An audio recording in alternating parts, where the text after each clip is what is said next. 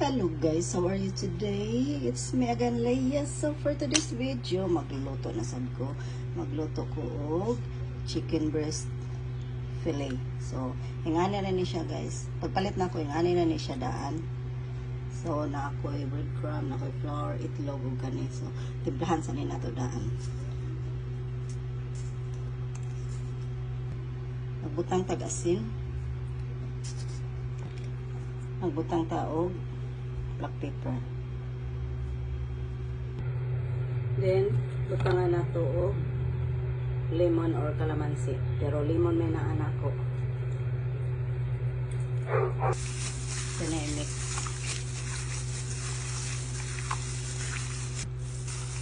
Ako ito na padaplin guys. 15 minutes.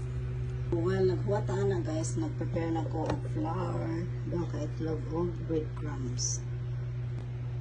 Timpla sa tag-asin.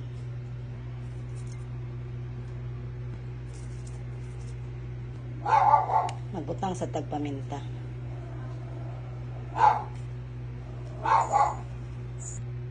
Ito lang ni siyang i-mix.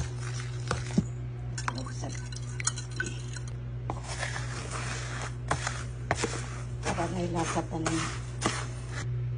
So, 15 minutes na guys. Ito na ibutang dire. Ito na siyang iputos tanan. Sago lang nila ako. Shake lang nila ako guys. Wala lang siya pag-shake. So, tara guys. Balot na balot guys. Ito ilog-log na rin guys. Sa itlog niya. Ang nga rin diri sa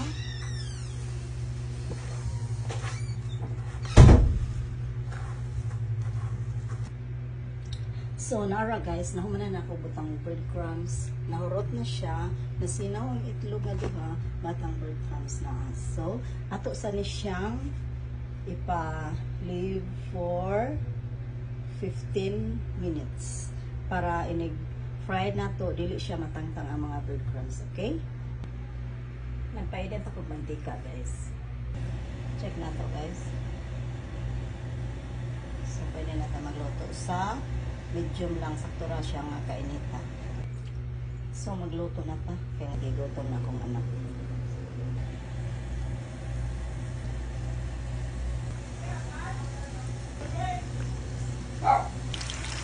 Alihan na naman ito.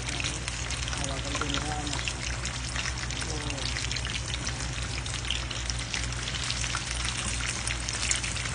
Ano siya guys, basta pinit ka na ito mga 15 minutes.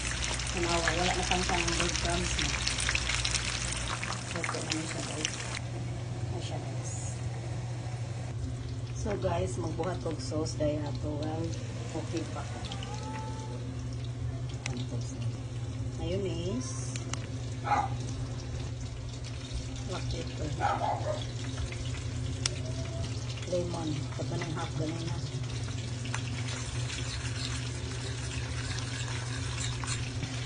So, white sauce na siya guys. So, ano siya guys. Ako na lang ibalhin. Kaya nagluto ako. Ano akong first batch na raang sauce white.